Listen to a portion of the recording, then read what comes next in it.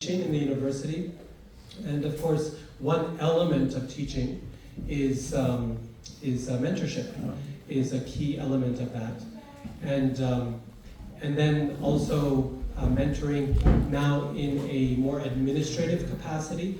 So I'm serving now as department head for 3 faculties: history, religious studies, and classics, which involves mentoring about 30 to 35 faculty members, plus plenty of students and staff and so on. And then finally, whatever opportunities I've had to both be mentored and offer mentorship in the context of our devotional community. And so that's kind of the background from which I'm speaking today, both from now since childhood having had wonderful mentors, and then also having had the opportunity to mentor in these various contexts. Okay, so the plan for our session today, first of all, let me see. Okay, so the plan for our session today is that I want to think together, and I mean together, and I'll show you how we're going to do this, but I want to think together about what makes a good mentor, what makes an amazing mentor. And hopefully that process of thinking through this, from experience, from Shastra, hopefully that process will allow us to see both sides of the coin. We all need mentors, and how do we find one that's going to be helpful and not lead us astray or hurt us in some way? And then how do we become a mentor? Because at some point in life, sooner rather than later, we will be called to mentor someone. It doesn't necessarily have to be a grand, moment of now you're a mentor. It's just, it's something that happens very naturally in life. And so, as we think about what a mentor looks like, hopefully both sides of this equation will become clear. Okay? So that's the plan, but let's start off, rather than me just lecturing at you, I want to start off with a little bit of an exercise, which is to say, ask you to just work in pairs with whoever is sitting next to you. And if you know that person very well, then turn around and find someone else who you don't know so well. And I want you to think about this simple question, okay, which is, think back to the best mentorship experience that you have had in your life, and ask yourself, what made it such a great experience? Perhaps it was some qualities of the mentor, perhaps it was the circumstance in which it was happening, perhaps it was the moment at which it happened, but what made it such an amazing experience? So we're going to work on that, and then I will talk a little bit about mentorship from a Vaishnava perspective. And then I want to also address the other side of the equation, which is what makes a terrible mentoring relationship. What are the potential pitfalls that can happen when we go out looking for a mentor or when we try to mentor others? And we'll think about that together as well, okay?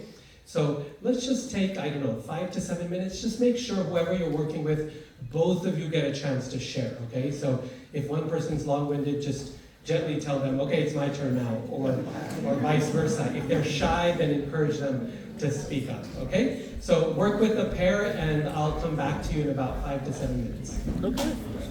I don't know what that means. I need a minute. Sure.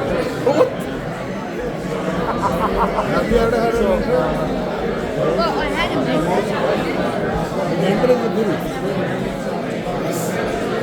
like they're really submissive. Like they're not like they're like calmly speaking, like submissive.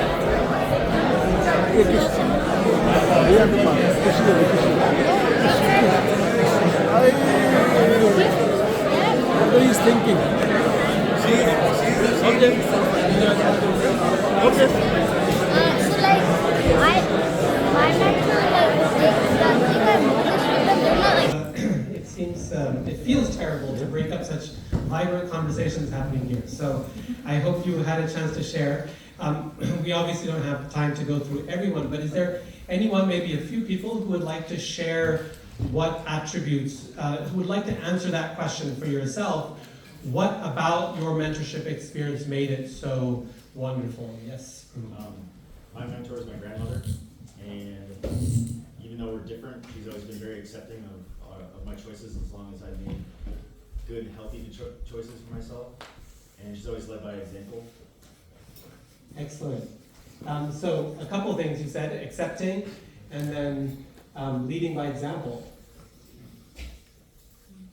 And then you qualified the accepting bit with as long as they are healthy choices, right? So perhaps there's also some sense of boundaries or guidance or warning there as well. So it's not just whatever you want, but a sense of guidance as well. So let's put that next to acceptance. Excellent. Who else in the back? Prabhuji, a mentor is one who knows us more, better, and give customized advice based on our time, place, circumstances where I am at this point. Okay. So who knows us well? So the advice is not generic, but is really customized to who we are. To yourself. Best experience with the mentor is when I felt safe. Best experience is when you felt safe. Can you say a little bit more about what you mean by safe? Yeah, I was able to really express what I'm going through in a very honest way and not feel judged just about safe. Very nice. So safety in the sense of an absence of judgment, that we can be who we are and not feel judged or put down in excellent, thank you. Okay, who else? There's a lot of nice hands, yes. He is the one who is our ever well-wisher, and he will always tell us what is right for us, not what we want to hear. Okay, so what's right for us, not necessarily what we want to hear.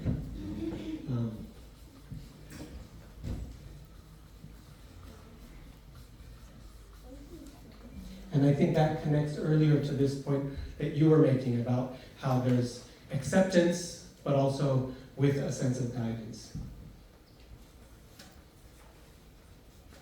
Okay, yes? Patience. Patience. Patience. Say a little bit more about patience. Patience in the sense that my mentor tolerated my difficulty understanding the subject or the practice that they were trying to teach me, and their dedication to continuing to support me throughout our relationship. Yes. Even when our journey is slow, then they're being patient and supporting us through that and being willing to give us the time to grow. Wonderful. Thank you. Okay, yes? The best mentorship experience I've had when I've actually been vulnerable and honest. When you've been vulnerable and honest. Excellent. So this is one from the mentee's perspective. Thank you for that. Rather than the mentor's perspective, which is the importance of well, actually it's from both, right? Both the mentor and the mentee. A big part of that relationship that creates that glue is both being willing to be vulnerable in the process, right? Like the mentor not being someone who simply preaches or leads from on high, and the mentor also not being someone who hides behind a shell of perfection, that both are willing to open themselves up in that relationship. And that vulnerability is the greatest strength of the mentor-mentee relationship.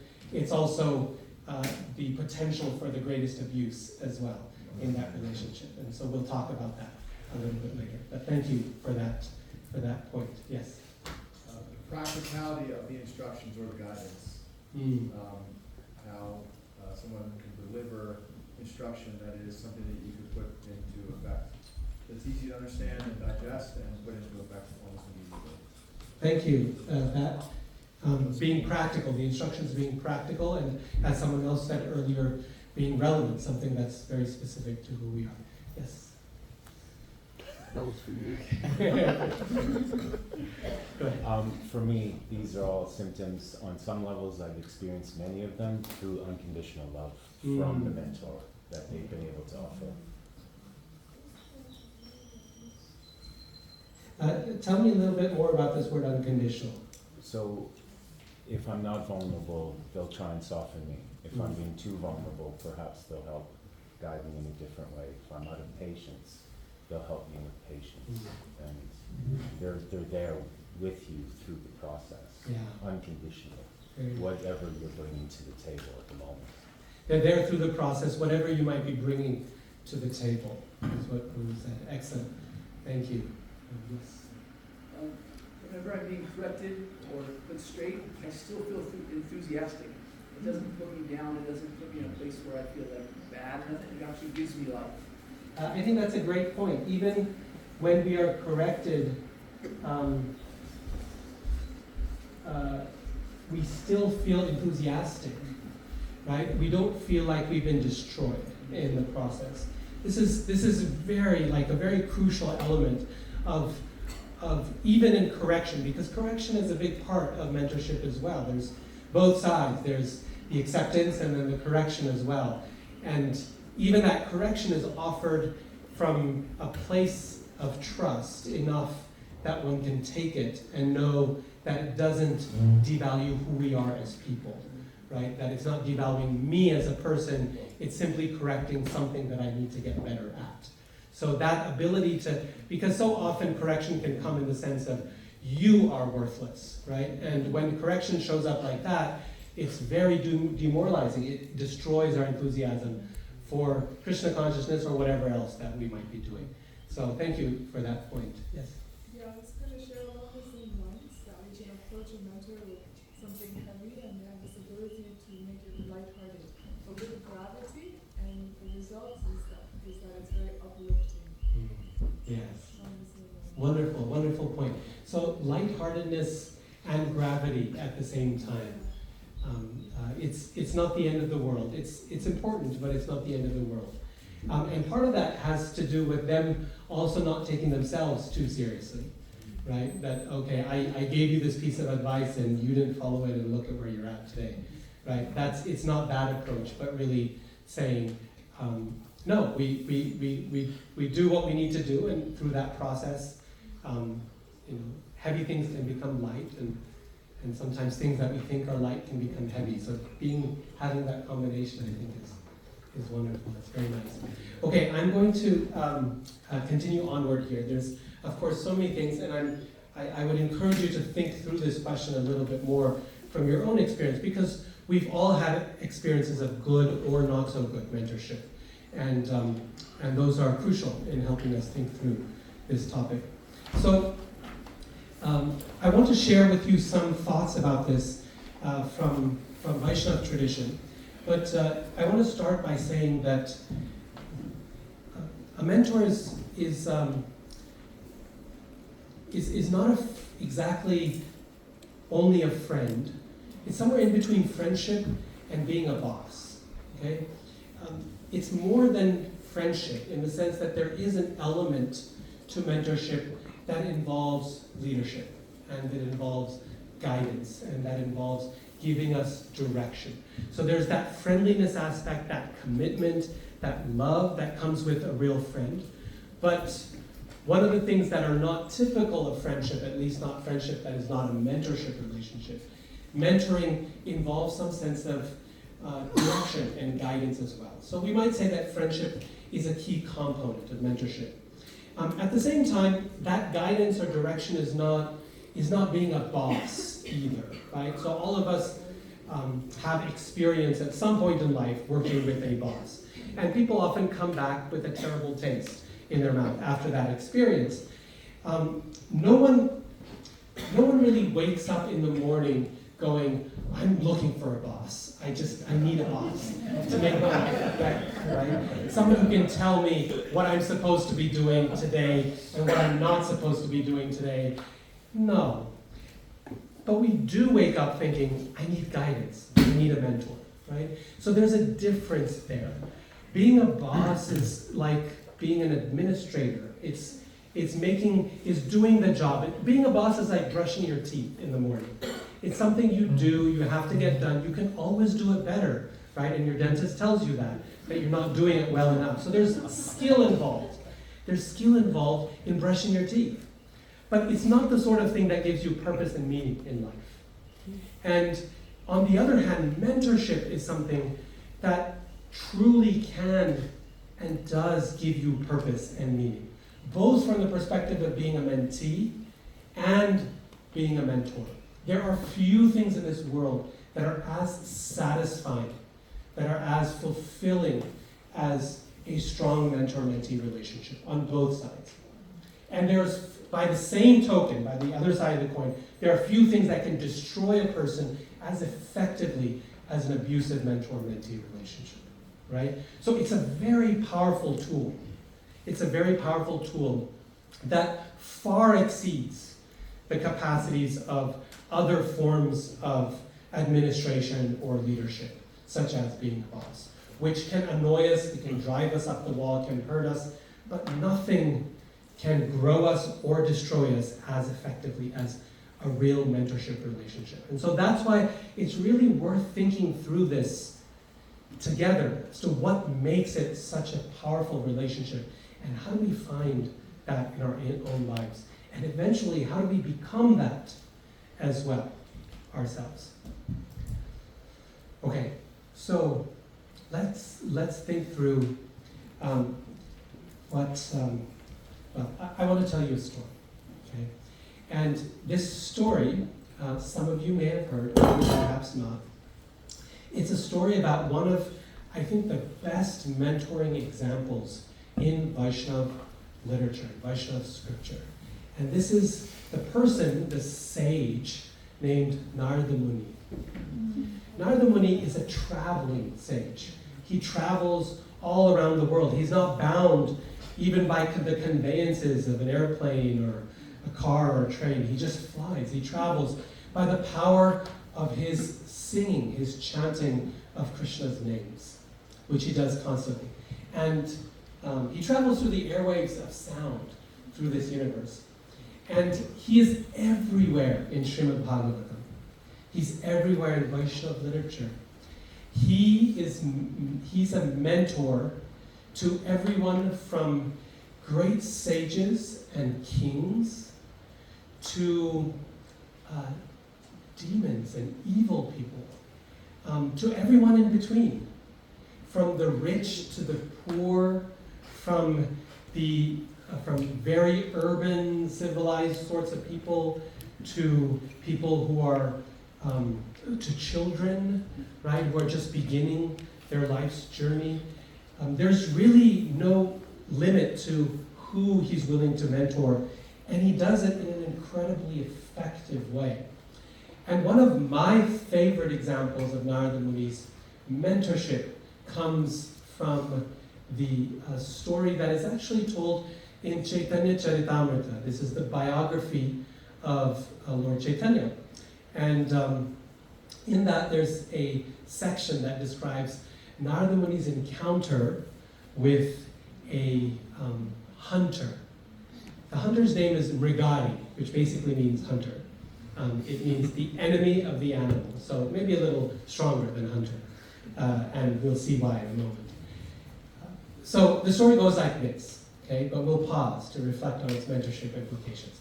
Narada Muni, he's traveling, and one particular day he visits a beautiful place in northern India called Prayag, which is at the confluence of 3 rivers, Ganga, Yamuna, and Saraswati. At the time, not today anymore, but at the time that was a jungle, a very dense jungle, fertile, rich, subtropical climate, and beautiful place. And he's, after his bath in the river, he's walking through the forest on a forest path and singing. He's wandering, right? He's singing. He often does this. He likes places of natural beauty. This is one of the characteristics of Narada Muni over multiple lives, is he likes to see various aspects of Krishna's creation. As he's going down this rather idyllic forest path, he comes across something terrible. He sees an animal just off the path, writhing in pain. Looking closer, he notices that this rabbit has broken limbs, a broken leg or a broken arm, not quite dead, but suffering. As the animal squeals in pain, he walks a little further and notices that there's another animal, in this case a deer, that is in a similar situation. Broken limbs, writhing in pain, and not dying. Clearly shot, but not dying. And yet another, and another. And Narada Muni is so torn by this pain that he decides he needs to find out what's happening here. And he decides to investigate. Now, here, right, as Narada Muni decides to investigate, so look, I want to point out that there's only, Narada Muni's main motivation here, his only motivation for going out to do something about the situation, which is going to lead him into a mentoring relationship. We'll see in a moment. His only reason for doing that is out of compassion, out of kindness. This is the heart of a mentoring relationship. This is what we're looking for in a mentor. This is the reason a mentor acts or works in this world, is out of compassion or kindness. There was nothing that Narada Muni would have gained from that, from helping those poor animals. Those animals were not going to become his disciples. They were not going to give him a nice donation. They were not going to even start chanting Hare Krishna, right? Maybe in some divine sense he was capable of doing that, but not in any ordinary sense. They weren't going to jump up and start becoming devotees, join a temple, do something like that. No, he had no expectations from those animals, right? None. The only expectation here was a genuine desire to help. We encounter so many relationships in this world, and most are transactional in nature. And there's nothing wrong with that. There's nothing wrong. I go to work every day, and I go to work because I get paid. And I'm happy, and my employer's happy, right? That's a transactional relationship. It doesn't make it a bad one or an evil one. There are good transactional relationships and not so good ones. But the most relationships we encounter are transactional. We need something, they need something, right? And we are happy to engage in them. Mentorship is a different kind of relationship. When someone promises to mentor only because they want something from you, that's not likely to end up in a healthy relationship. If they want something from you, then they want something from you, and it should be clear in a relationship. This is what I'm after, and can you provide it? And in return, you should be able to get something too. But in a mentorship relationship, the main attempt or the main goal from the side of the mentor is, how can I help? Right? How can I help? And let me point out that this is not an either-or thing. There can be transactional elements to a relationship and mentorship relationship. So it's not an exclusive thing. So for example, if someone in my department is needing some help of some kind, I've got a transactional relationship with them, right? I'm their boss, I'll determine their raises, I'll do their annual reviews and so on. But for some time, we can put that aside and I can ask the simple question, how can I help? What do you need? And the moment that happens, it's a signal to both sides that he's no longer the boss anymore. This is a mentorship opportunity, right? Same thing in teaching. You might be giving grades to your students. That's not mentoring. It's an important transactional relationship. But during the course of that relationship, there can be times of saying, what do you want to do with yourself, and how can I help? Right? So, how can I help? That sense of giving or compassion, that's the only reason to enter into a mentoring relationship. Otherwise, we can continue with various other kinds of relationships that we might have in life. And that's what motivates Narada to leave the path in the jungle and look for the source of these animal suffering. Now, clearly, he's looking for a hunter, right? Because he sees the arrow, he sees the animal, and yet there's something odd about this hunter, or this person, or whatever he's looking for. Because these animals are not dying, they're just suffering. So Narada Muni decides to leave the path in the jungle and go find the hunter. Now think about that for a minute. Leaving the path in the jungle. There's great risk involved in that, right? There's a challenge there. What are potential problems when you leave the path in a forest or in a jungle? What could go wrong? Get lost. Number one, you could get lost, right? This is a jungle, and there's a reason they put trails, right? And the trails are marked, and losing the trail can mean getting lost, okay? So that's one big danger. What's another danger that's possible? You could get hurt, right? Either because you're eaten by wild animals, of which there were plenty at that time in India. Okay? You could be eaten up, attacked, stumble and fall, break a bone. Or, what's a more specific threat at the moment?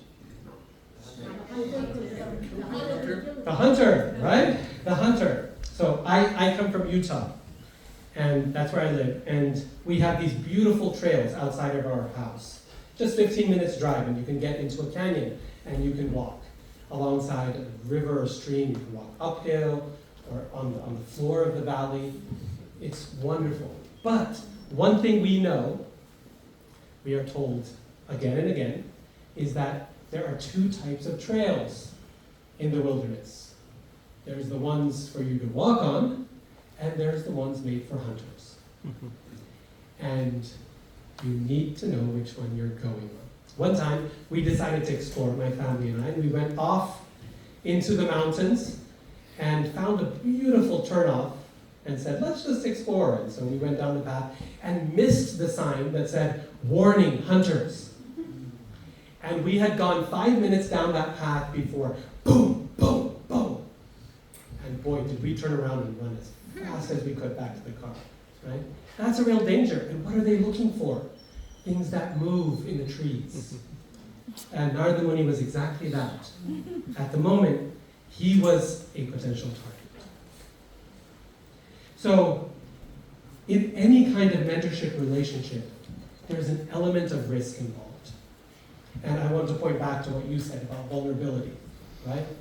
That when we enter into a relationship with someone, as a mentee or a mentor, we are taking a risk in that situation. Why? Because in order for that relationship to work, we have to make ourselves vulnerable. We have to make ourselves open to that person helping us. And if we make ourselves open to them helping us, then we're making ourselves open to them hurting us as well. Because you can't be helped without the same space that you open up for help and for love is the same space you open up for hurt and for pain. And so that vulnerability is a great risk that we take, either when we mentor or when we are mentored, in both directions. And Narada Muni exemplifies that willingness to take a risk, to say, I'm going to see what's out there and what's happening because these animals need my help. In fact, when Radhikari sees Narada Muni, the first thing he tells him is he says, why did you go leave the path? Why did you go off the path? You have just scared away the animals that I was targeting. This jungle, the trackless jungle, is my space. That path over there is for you. So as we might say in English, stay in your lane. Stay in your lane. And that's precisely what a mentor refuses to do, is stay in their lane. If Narada Muni had stayed in his lane, then Mrigari would not have been helped. The animals would not have been helped. No one would have received benefit. No one would have received benefit. No one would have been benefited, but he would have been safe, right? In that situation. He would have been right in that situation. You see, from a Vaishnava perspective, a devotee of Krishna is interested in more than just being right. We're interested in being kind or compassionate. Righteousness is a very low bar for a Vaishnava. Think about this. If Prabhupada had stayed in his lane,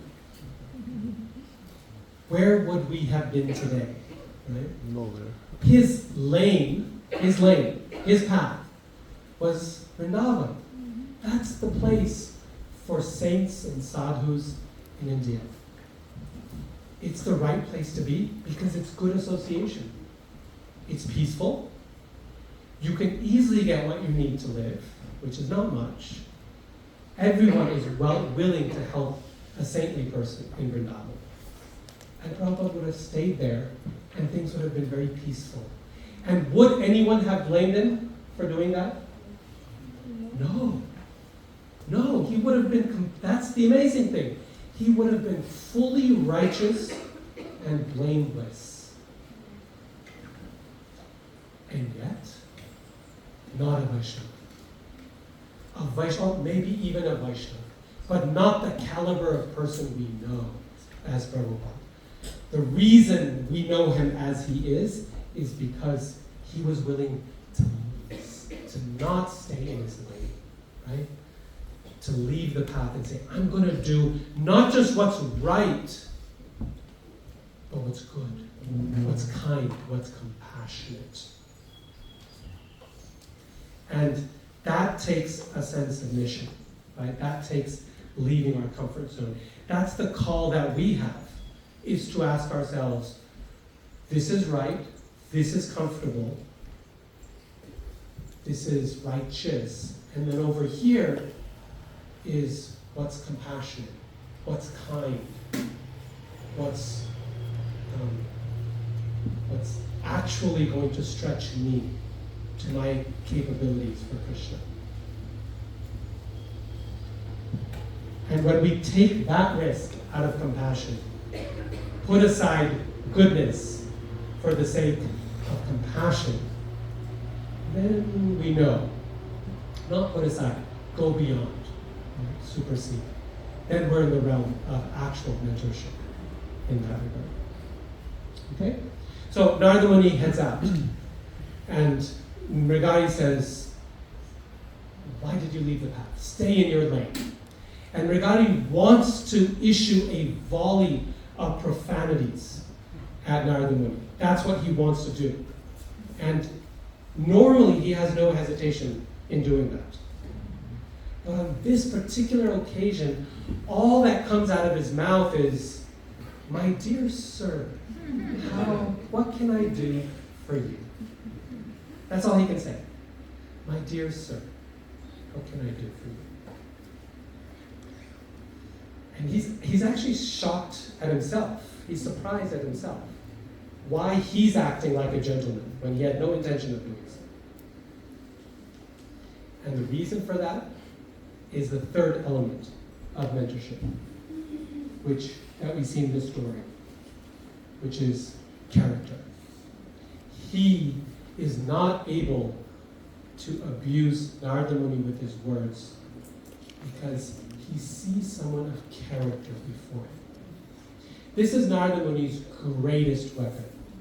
It's not his knowledge. It's not his mantras. It's not his yogic shaktis. His powers, no. His greatest weapon, not just here, but in so many stories, is his character. Even when he visits the home of evil people who are just like outright bad, right? Not just bad people, good people in a bad circumstance, like really terrible people. He shows up there and they still say nice things to him, even besides themselves, even though they don't want to, because they recognize this is someone of character. Someone who's not here for himself, but for me. Wants to help me in some way.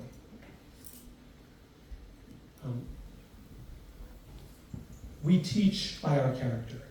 We lead by our character. We mentor by our character. In the end, everything can be taken away from us. Our money, our knowledge. We forget things all the time. All the tools we have can be taken away from us. The thing that we cannot lose is our character. That no one else can take away. We can lose it, but no one can take that away from us. This is often called, in teaching, it's often called the hidden curriculum. The hidden curriculum, there's the obvious curriculum, that's what goes in the syllabus. By the end of this course, you will be able to A, B, C, and D, right? What's unsaid is a couple of years from after this course, you will no longer be able to do A, B, C, and D because you will have forgotten all of it. Right? That's also true, and every professor knows that. What never goes away is the hidden curriculum. That's the professor's attitude towards the subject. That's the professor modeling how we enter the subject. And if that is done well, that never leaves a student. That enthusiasm, that energy, that dedication, the compassion, the character that was present. Okay. So he says, Regadi says, my dear sir, what can I do for you? Would you like some furs? I have a lot of them. And Nanda says, no, I don't need any furs. I just need one thing from you. And he says, sure, whatever it might be. I'm happy to do it if I can. And Narada says, I just want you to kill the animals fully. Don't have kill them. Kill the animals fully. Now, I want you to reflect on that instruction from Narada Muni. We know that Vaishnavas rarely advocate the killing of animals. In fact, we spend a lot of time telling people not to kill animals. A vegetarian diet, and be peaceful, and be compassionate, and ahimsa, or non-violence as a value. So take his statement out of context for a minute, and just make a bumper sticker out of it. A teaching from one of our great sages, kill the animals. Kill them fully, right? It sounds horrific. It sounds terrible. In fact, there's another story in Bhagavatam where Narada Muni tells a king who is performing Vedic sacrifices that involve killing of animals to stop. He says, what do you think you're going to get? What positive good is going to come by shedding the blood of another living being in the name of God? Temple sacrifice. If you want to kill animals, this is pretty much the best way to do it. And Narada Muni says, no, don't, stop, don't do this. But here, in the case of this hunter, he's saying, kill the animals fully, please. Why? Why does he give this otherwise terrible instruction? Compassion. Compassion. Why is this an example of compassion? Killing the animals sounds very, very mean. Minimize the violence. It's superior to suffering. It's superior to suffering. right? It's better than the other alternative that was happening. Why not just tell him to stop killing the animals altogether? He's not ready to listen. He's not ready to listen. It's because we need to know what and someone said this earlier in our earlier discussion, the advice needs to be practical. Someone over there said it needs to be practical, right? It needs to be relevant to a person's own circumstance, where they're at. I think many of you actually pointed to that.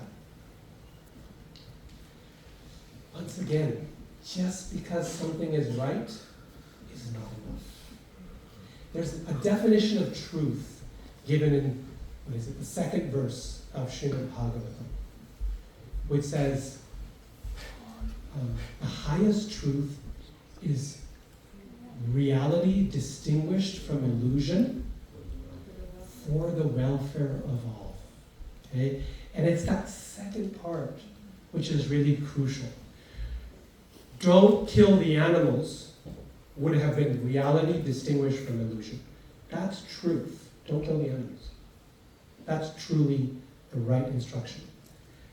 But was it something that Regari would have been able to handle at this point? No. He was in the practice of half killing animals and watching them suffer. Just killing them fully was a big step towards Krishna. It was a big step forward.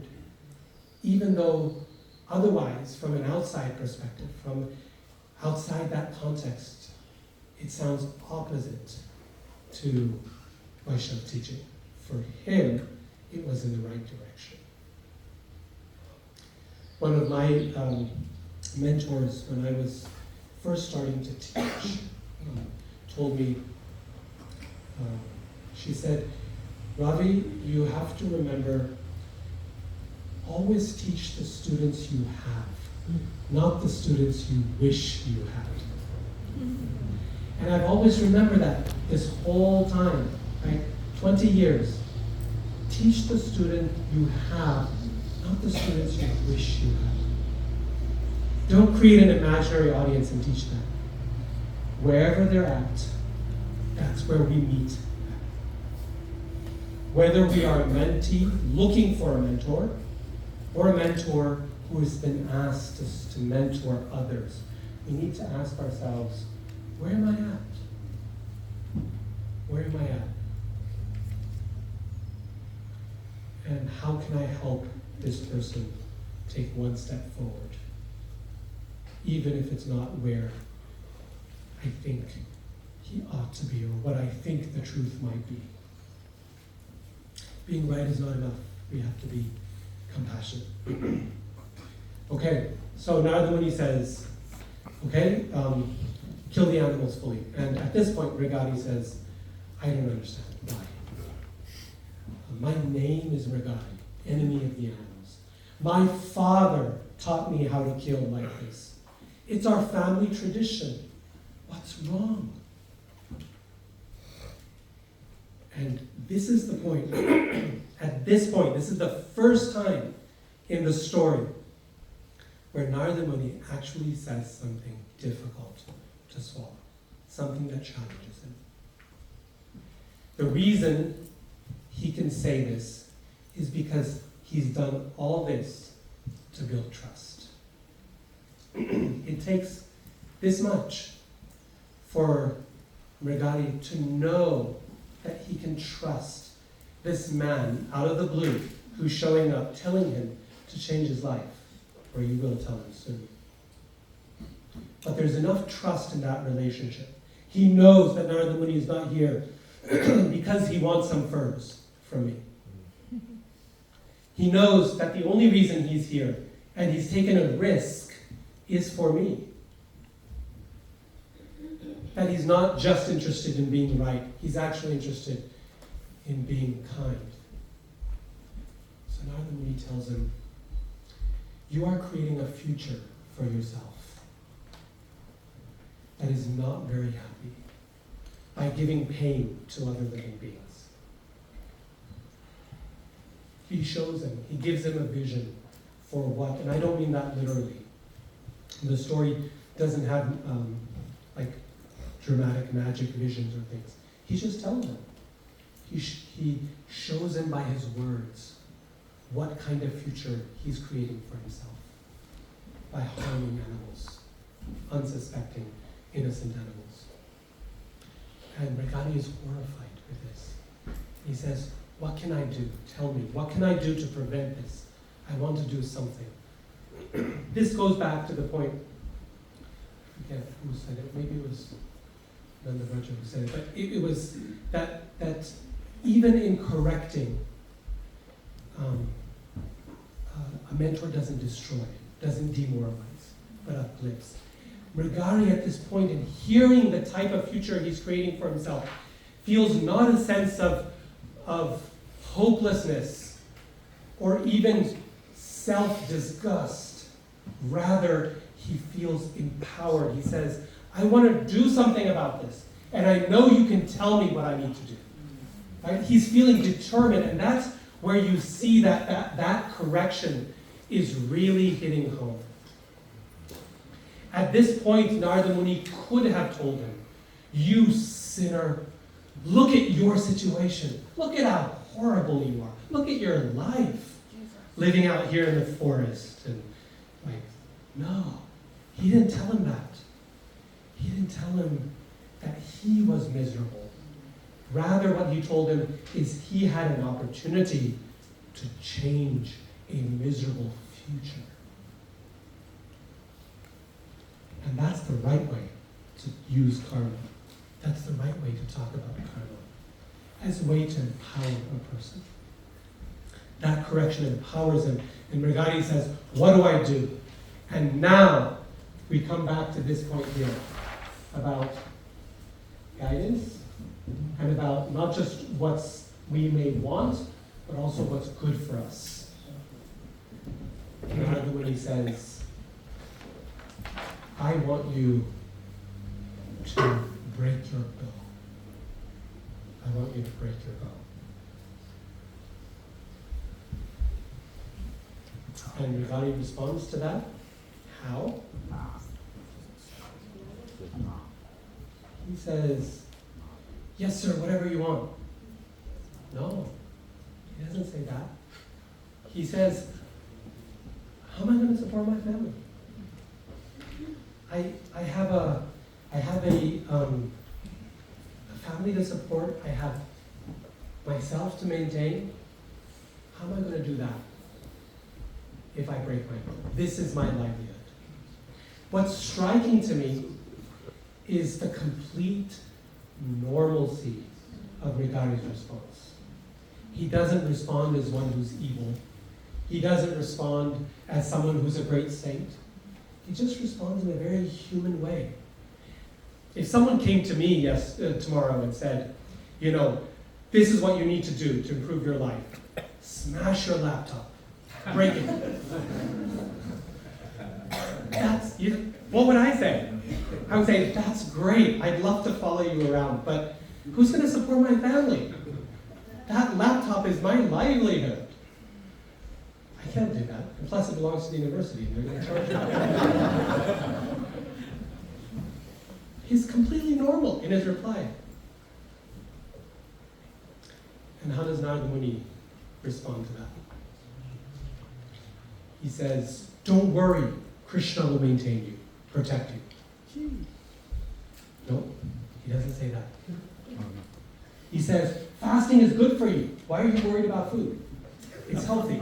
No, he doesn't say that. He could, right? He could. I'm sure Narada Muni does a lot of fasting himself. I am sure he completely depends on Krishna for his maintenance.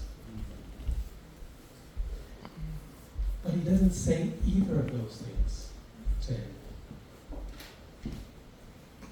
He doesn't say, he doesn't say, why are you attached to your family? They're temporary anyway. And you probably had a different family in your last life, you'll have a new family in your next life. All of those things I just said are true. Yeah, devotee seva is a lot. They're true, right? But are they good? No. Are they beneficial for this person? Maybe for some other person, but for Mrigari, are they beneficial? No. Remember, not enough to be right. Okay, not enough to be right. So Narada Muni responds, not as a great sage, but just as a human being. He tells him, don't worry, I will provide you food. I will make sure that you get enough food for you and your family every day. And that leads us to our next point, which is not only where our audience is at, what their capacity is, but also what our mentee needs, right? What they need. Narada Muni is thoroughly human in this situation. And at this point, because there's been such a trust developed, there's been vulnerability on both sides, right? Narada Muni was vulnerable, leaving the path of the forest, taking a risk, opening himself up to danger. And Mrigari was very vulnerable in sharing his pain and his worry about his future with Narada Muni. Because that happened, both directions, he's ready to trust him. And he says, okay, if you say there's going to be enough food, I trust you. Is he trusting in Krishna at this point? No. That'll happen, but not now. He's just trusting in his mentor. When Narada Muni comes back, whatever it is, I don't remember now, 6 months, a year, sometime later. He comes back, he's traveling with Parvata Muni. They often travel together, they're good friends. And Narada Muni's coming over this place again and says, I have a student here. Let's go visit him and see how he's doing. And Parvata Muni says, sure. And when they go visit him, Mrigari comes running over to see his teacher, his mentor, his guru. And the very first question that Narada Muni asks him, do you know what it is? How's your sadhana? How's your 16 rounds? How's your study of scripture? No. How is Tulsi doing? The sacred plant under which you chant every day. How's your deity worship? All of those would have been good questions, right? They're the right sort of questions for a guru to ask. But you know what he actually asked him? Is there enough food? After all that time, he picks up the conversation exactly where he left off. I promise you I'd bring enough food. Do you have enough food? And it's at this point that Mrigari is able to say, please don't send so much food. There's way too much. I don't know what to do with this. I'm handing it out to everyone. Now he's ready to fast. Now he's ready to depend on Krishna. Now he's not worried.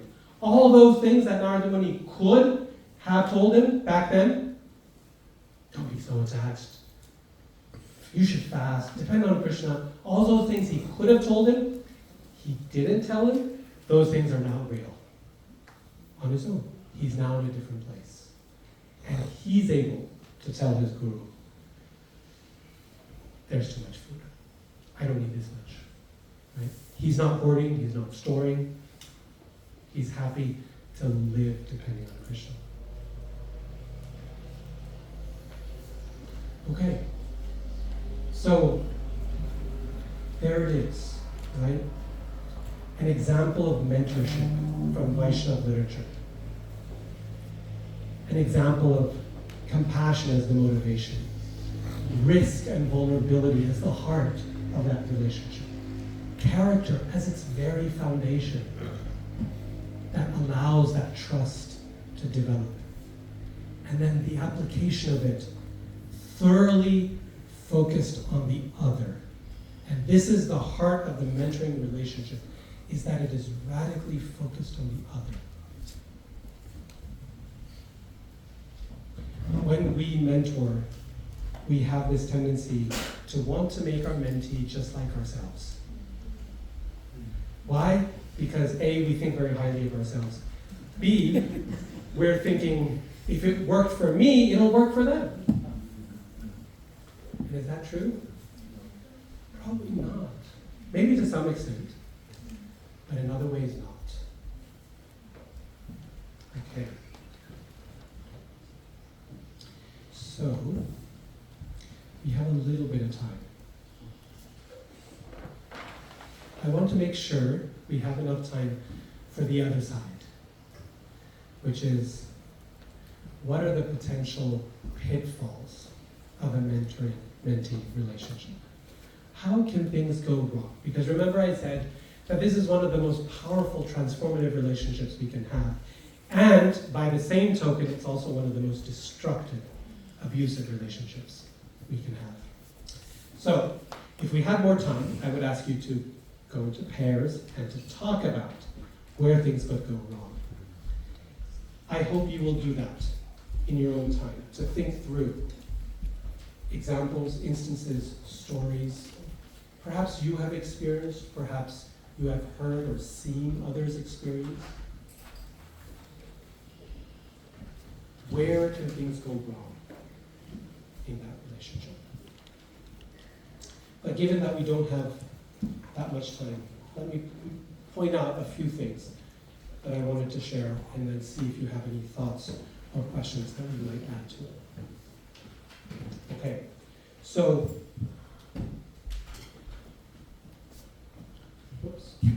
the first thing, the first potential pitfall is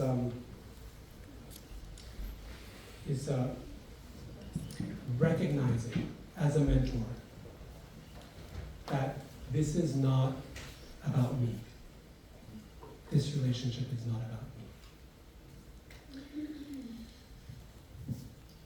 Remember I said that trust is the most important currency in making that relationship work.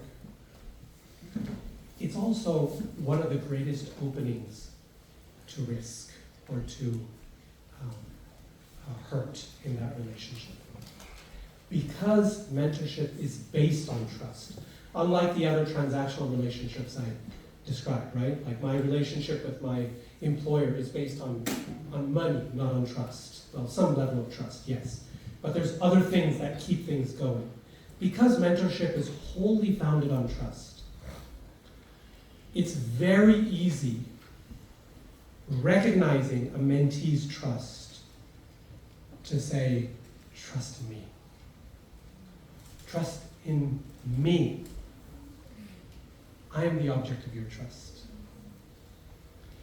And for the mentor to make themselves so large in front of the mentee that they can see nothing beyond their mentor. They cannot even see themselves. That type of overwhelming presence of the mentor is essentially a breakdown of that mentor-mentee relationship. It turns it into an exclusive focus on that person. A mentoring relationship, particularly in a Vaishnava context, is not about trust in me, but trust in Krishna and in your ability to serve Krishna, in your ability to act for Krishna. And here's the ironic part. If we point trust in this direction to Krishna, rather than here, guess what happens? The person's trust in us grows. They truly trust us. by virtue of the fact that we're not asking for that trust. We're not demanding that trust. By pointing them to say, here's your well-wisher, right? Here's the person who's going to help you. And you trust in your ability to serve them. That person says, I can trust you. Because you're not in it for yourself. You're not gaining anything in this relationship.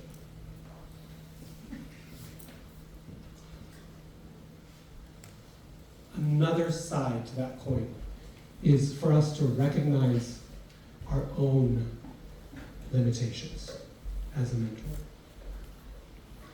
There can be a pressure. If this person looks up to me, I'm going to be everything to this person. I'm going to be their counselor. I'm going to be their spiritual leader. I'm going to be their career guide. I'm going to do it all. Because after all, they trust me. And they look up to me and they see that I'm so wonderful. A big part of mentoring is recognizing our own limitations. I can help this person in this area, but here I have no experience. And sometimes the best thing we can do as a mentor is to send someone to someone else. To connect them with someone who can truly help them in that circumstance. And not try to be everything to everyone. To recognize, this is as far as I can help. Now, I'm going to connect them. I'm going to lead them. I'm going to guide them to someone else who can help. I'm not actually a counselor myself, or I know nothing about how marriages work. So I'm going to help them find someone who can actually guide in that regard, rather than dispensing advice. Recognizing that even though they come to us for help, they are not like me. They are different. They need different sets of help. There's wonderful examples in this regard in Srimad Bhagavatam of mentors recognizing their limitations and not and allowing that person to grow elsewhere. But I'll hold off on those for just a moment because of time. Okay, the third element, there's only four. The third potential pitfall. This comes from both sides, mentor and mentee. And that's fear. First, from the side of the mentor. Sometimes when we come to a point where someone is asking us for mentorship or guidance, the biggest thing that can hold us back, if it's not pride, or if it's not a sense of all-powerful, I can do everything, then sometimes it's the opposite challenge, is fear. I'm not good enough. I'm not good enough to help this person. I don't know enough. I'm not senior enough. I'm not enough. I'm not pure enough. I'm not devoted enough. And all of that is probably true. And yet, Lord Chaitanya, also in the same book, Chaitanya Charitamrita,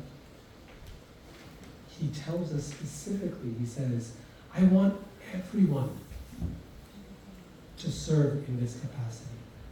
To recognize that this is just a service. That's all it is.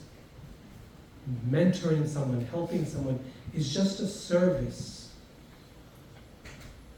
It's not being their boss. It's not being the Lord and controller. That's all for Krishna.